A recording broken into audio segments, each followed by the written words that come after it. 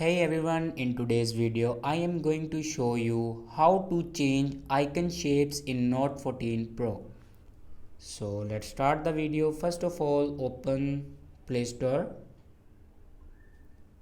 and then click on search and then search here X icon changer.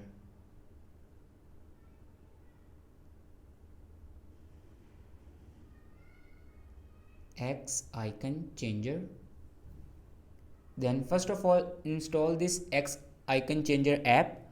After installing it, then open and then you can select here your app you want to change icon. Then simply click on app and here you can change the icon of your app. Then simply select the icon and then click on OK. After clicking on OK, it can change your icon shape. So here you can see your icon shape will be changed. So this is the way to change icon shape in Note 14 Pro. I hope this video is helpful for you. Thanks for watching.